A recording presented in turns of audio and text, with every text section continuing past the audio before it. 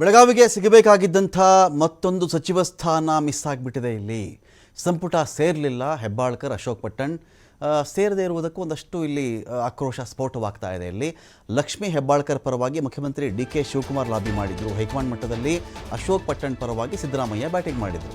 ಲಕ್ಷ್ಮೀ ಹೆಬ್ಬಾಳ್ಕರ್ಗೂ ಬೇಡ, ಅಶೋಕ್ ಪಟ್ಟಣ್ಗೂ ಬೇಡ ಅಂತೇಳಿ, ಇಬ್ಬರ ಲಾಬಿನೂ ಬೇಡ ಅಂಥೇಳಿ ಸುಮ್ಮನಾಗ್ಬಿಡ್ತಾ ಹೈಕಮಾಂಡ್. ಇಬ್ಬರು ನಾಯಕರ ನಡುವಿನ ಪೈಪೋಟಿಗೆ ಕಾಂಗ್ರೆಸ್ ಹೈಕಮಾಂಡ್ ಜಾಣ ನಡೆ ಇಟ್ಟಿದೆ. ಲಕ್ಷ್ಮೀ ಹೆಬ್ಬಾಳ್ಕರ್ನೂ ಸೇರಿಸಲ್ಲ, ಅಶೋಕ್ ಪಟ್ಟಣ್ ಒಳಗಡೆ ಬಿಡಲ್ಲ ನಾವು ಕ್ಯಾಬಿನೆಟ್ನ ಒಳಗಡೆ ಅಂತೇಳಿ ಡಿಸೈಡ್ ಮಾಡಿಬಿಟ್ಟಿದೆ ಇಲ್ಲಿ. ಸೊ ಲಕ್ಷ್ಮಣ ಸವದಿಗೆ ಕೊಟ್ಟ ಮಾತು ಉಳಿಸಿಕೊಳ್ಳುವ ಅನಿವಾರ್ಯತೆ ಕೂಡ ಇತ್ತು.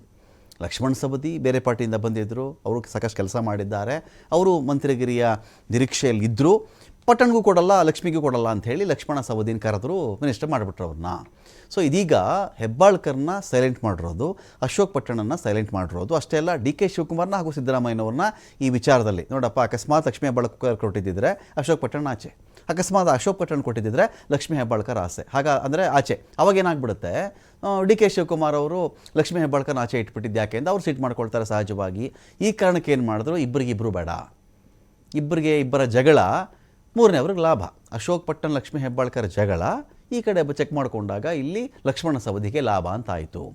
ಸೊ ನಿರೀಕ್ಷೆಗಳಿದ್ದೇನು ಹೆಬ್ಬಾಳ್ಕರ್ ಅವ್ರದ್ದು ಅಂದರೆ, ಪಂಚಮ ಸಾಲಿ ಕೋಟಾದ ಅಡಿಯಲ್ಲಿ ಸಚಿವ ಸ್ಥಾನದ ನಿರೀಕ್ಷೆಯಲ್ಲಿದ್ದರು. ಎಲ್ಲ ಜಾತಿ ಕೋಟಾಗಳೇ, ನೀವೇನಾದರೂ ಮಾತಾಡ್ಕೊಳ್ಳಿ, ಜಾತಿ ಜಾತಿ ಜಾತಿ ಜಾತಿ ಕೋಟಾದಲ್ಲಿನೇ ಎಲ್ಲ ನಿರೀಕ್ಷೆ ಇಟ್ಕೊಂಡಿರೋದು. ಆ್ಯಸ್ ಇಫ್ ಈ ಒಬ್ಬ ವ್ಯಕ್ತಿಗಿಲ್ಲಿ ಮಿನಿಸ್ಟರ್ಗಿರಿ ಕೊಟ್ಟಿಲ್ಲ ಅಂತ ಹೇಳಿಬಿಟ್ರೆ ಆ ಸಮುದಾಯವನ್ನೇ ರಾಜ್ಯ ಕಡೆಗಣಿಸ್ಬಿಟ್ಟಂಗೆ ಲೆಕ್ಕದಲ್ಲಿ ಮಾತಾಡೋದು. ನೀವು ಯಾವ ಮಿನಿಸ್ಟರ್ನಾದರೂ ನೋಡ್ಕೊಂಬಿಡಿ, ಫಸ್ಟ್ ಅವ್ರು ಹೇಳೋದು ನನಗೆ ಅರ್ಹತೆ ಇದೆ, I can manage, I can handle, ಅದೆಲ್ಲ ವಿಷಯ ಇವತ್ತಿಗಿರೋದು. ಯಾವ ಪಾರ್ಟಿಲಿ ಹೋದ್ರೂ ಇದೇ ಕತೆ ರೀ, ಒಂದು ಪಾರ್ಟಿ ಅಲ್ಲ ಇದು, ಪ್ರತಿಯೊಬ್ಬರದು ಇದೇ ಕತೆ. ಜಾತಿ ಕಾರ್ಡ್ ಮುಂದೆ ಇಟ್ಟುಬಿಟ್ಟೆ ಅವ್ರು ಮಿನಿಸ್ಟರ್ಗಿರಿ ಕೇಳೋದು, ಈ ಜಾತಿಯಿಂದ ಕೊಡಿ, ನಾನು ಈ ಜಾತಿಯಲ್ಲಿ ಏನೋ ಮಾಡಿಬಿಡ್ತೀನಿ, ಕಡಿದು ಕಟ್ಟೆ ಹಾಕ್ಬಿಡ್ತೀನಿ ಇದರಲ್ಲಿ. ಅದೇ ಜಾತಿ ಸಮುದಾಯದವ್ರನ್ನ ಅವ್ರು ಎಲ್ಲಿಟ್ಟಿರ್ತಾರೆ ಅಂತ ಆ ಜಾತಿಯವ್ರನ್ನ ಕೇಳಿದಾಗ ನಿಮ್ಗೆ ಅರ್ಥ ಆಗುತ್ತೆ. ಅದರ್ವೈಸ್ ಇಲ್ಲ ನಿಮಗೆ. ಯಾವ ಕ್ಯಾಸ್ಟ್ ಆದರೂ ಅದೇ ಕತೆ. ಆ ಜಾತಿ ರೆಪ್ರೆಸೆಂಟ್ ಮಾಡ್ತಾ ಇದ್ದೀನಿ ನಾನು, ನನಗೆ ಮಿನಿಸ್ಟರ್ಗಿರಿ ಕೊಡಿ ಅಂತ ಕೇಳಿದಾಗ ಏನಾಗುತ್ತೆ, ಆ ಇಡೀ ಜಾತಿನೇ ಉದ್ಧಾರ ಮಾಡಿಬಿಡ್ತಾರೆ ಇವರು. ಜಾತಿ ಉದ್ಧಾರದ ಕೋಟಾದಲ್ಲಿ ಮಿನಿಸ್ಟರ್ ಆಗಲ್ಲ. ಜಾತಿ ಉದ್ಧಾರ ಮಾಡಬೇಕು ಅಂತ ಕೊಡ್ತಾರೆ ಅವ್ರಿಗೆ ಮಿನಿಸ್ಟರ್ಗಿರಿ. ರಾಜ್ಯಕ್ಕೆ ಒಳ್ಳೇದು ಮಾಡಿ ಅಂತ ಕೊಡೋದು. ಖಾತೆ ಇರೋದು ಜಾತಿ ಉದ್ಧಾರ ಖಾತೆ ಇದೆಯಾ ಯಾವುದಾದ್ರೂ? ನಮ್ಮ ಸ್ಟೇಟಲ್ಲಿ ಇದೆಯೇನ್ರಿ ಜಾತಿ ಉದ್ಧಾರ ಖಾತೆ ಅಂತ ಯಾವುದಾದ್ರು ಇದೆಯಾ? ಇಲ್ವಲ್ಲ. ಒಂದು ಪೋರ್ಟ್ಫೋಲಿಯೋ ಕೊಡ್ತಾರೆ ಅವ್ರಿಗೆ, ಯಾವುದೋ ಒಂದು ಖಾತೆ ಕೊಡ್ತಾರೆ, ನೀರಾವರಿನೋ ಕೃಷಿನೋ ಮಹಿಳಾ ಮತ್ತು ಮಕ್ಕಳ ಕಲ್ಯಾಣವೋ ಏನೋ ಒಂದು ಕೊಟ್ಟಾಗ ಅದನ್ನು ಡೆವಲಪ್ ಮಾಡಿ ಅಂತಿರೋದು.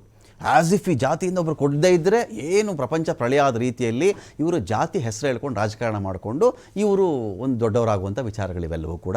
ಸೊ ಸೀನಿಯರ್ ಶಾಸಕ ಕೋಟಾದ ಅಡಿಯಲ್ಲಿ ಪಟ್ಟಣ್ ಲಾಬಿ ಮಾಡಿದರು. ಸೊ CM DK ಆಪ್ತ ವಲಯದಲ್ಲಿ ಹೆಬ್ಬಾಳ್ಕರ್ ಗುರುತಿಸ್ಕೊಳ್ತಾರೆ. ತಮ್ಮ ಸಾಮಾಜಿಕ ಜಾಲತಾಣದಲ್ಲಿ ನೂತನ ಸಚಿವರಿಗೆ ಶುಭ ಕೋರಿ ಹೆಬ್ಬಾಳ್ಕರ್ ಪೋಸ್ಟ್ ಮಾಡಿದ್ದಾರೆ. ಇನ್ನೊಂದು ಸ್ಥಾನದ ಮೇಲೆ ಹೆಬ್ಬಾಳ್ಕರ್ಗೆ ಕಣ್ಣಿದೆ. ಸೈಲೆಂಟಾಗಿ ಹೈಕಮಾಂಡ್ ಮೇಲೆ ಒತ್ತಡ ಹಾಕ್ತಾ ಇದ್ದಾರೆ. ಗಾಯತ್ರಿ ಶಾಂತೇಗೌಡರು ಪ್ರಮಾಣ ವಚನ ತಗೊಳ್ಳಿಲ್ವಲ್ಲ, ಅದೇನಾದ್ರು ಸಿಗುತ್ತೆ ಅಂತ ಇರಬೇಕೇನೋ ಅಂತ ಗೊತ್ತಿಲ್ಲ. ಯಾಕಂದರೆ ಅದು ಉಳ್ಕೊಂಡಿರೋದು ಅದೊಂದು.